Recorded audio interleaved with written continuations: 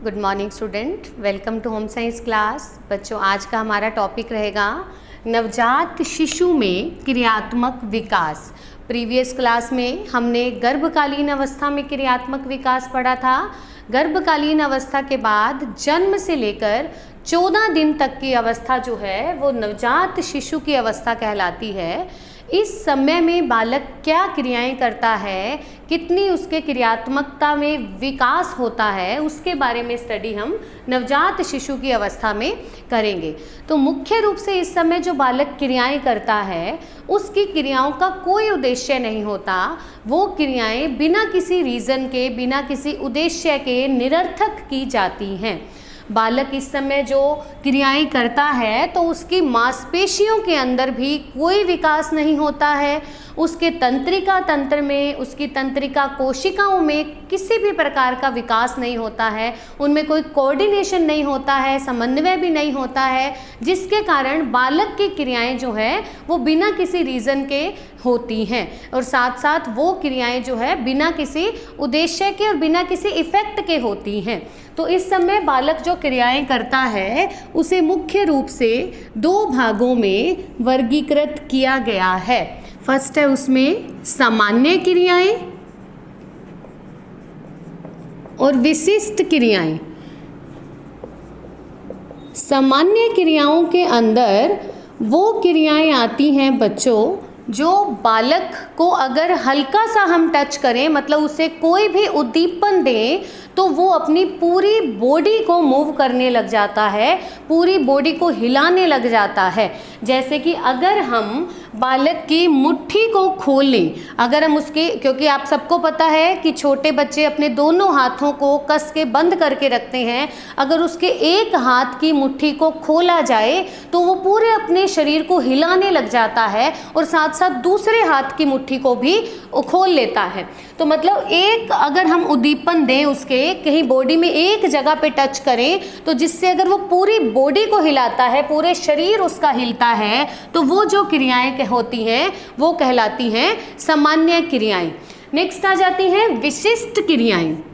विशिष्ट क्रियाएं मतलब अगर बालक को कोई उद्दीपन दिया जाए तो उस उद्दीपन के प्रति अगर वो कुछ स्पेसिफिक रिएक्शन देता है, स्पेशल कुछ रिएक्ट करता है, तो वो क्रियाएं कहलाती हैं विशिष्ट क्रियाएं। विशिष्ट अनुक्रियाएं के अंदर जो है 2 प्रकार की क्रियाएं आती हैं, सहज अनुक्रियाएं और सामान्यीकृत अनुक्रियाएं।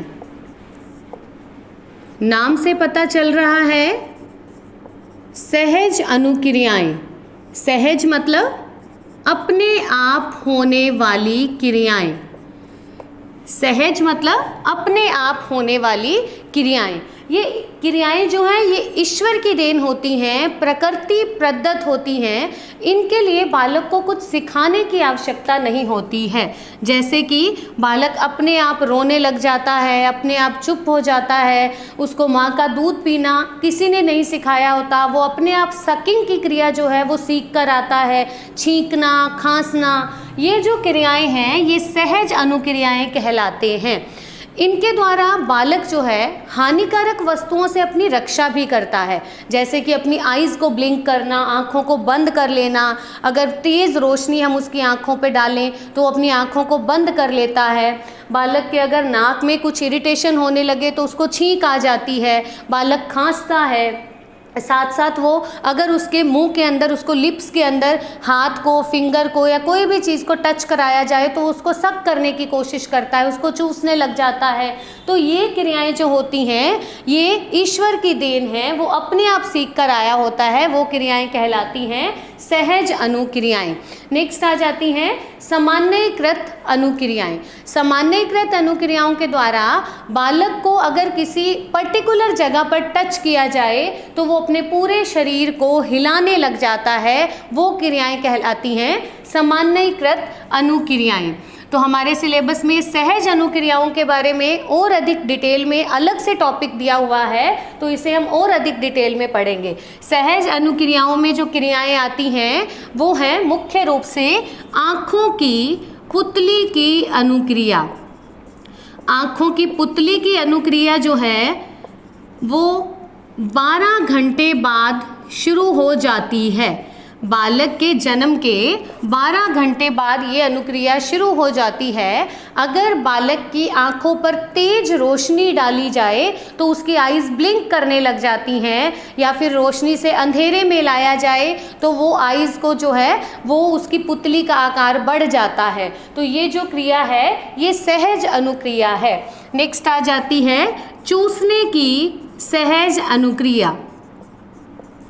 चूसने की क्रिया जो है ये बालक जन्म के समय ही शुरू हो जाती है। अगर बालक के लिप्स के साथ, उसके होठों के साथ किसी भी चीज़ को टच किया जाए तो वो उसको सक करने लगता है। इसी अनुक्रिया के द्वारा ही वो माँ के दूध को प्राप्त कर सकता है।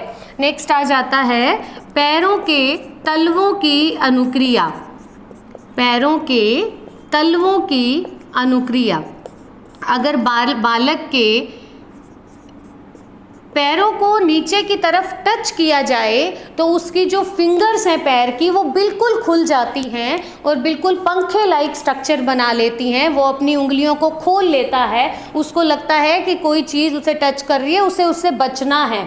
तो ये पैरों के तलवों की अनुक्रिया रहती है। नेक्स्ट आ जाता है मांसपेशियों की अनुक्रिया। मांसपेशियों की अनुक्रिया के अंदर अगर बालक के शरीर पर जो है किसी भी चीज़ से टच किया जाए, कहीं भी टच किया जाए तो वो अपनी बॉडी को हिलाने लग जाता है, तो वो क्रिया कहलाती है मांसपेशियों की सहज अनुक्रिया। तो ये सहज अनुक्रियाएं हैं जो प्रकृति पद्धत हैं, जो ईश्वर की देन है, जिसे बालक जन्म से ही सीख कर आता है। तो नवजात शिशु में जो क्रियात्मक विकास है इसमें उसकी जो तंत्रिका तंत्र और मांसपेशियों का कोऑर्डिनेशन ना होने के कारण ये जो क्रियाएं हैं ये निरर्थक भी होती हैं और कुछ क्रियाएं उसकी जीवन रक्षक और जीवन की आवश्यकताओं को पूरा करने के लिए होती हैं। तो नेक्स्ट हम करेंगे बचपनावस्था में क्रियात्मक विकास। Thank you.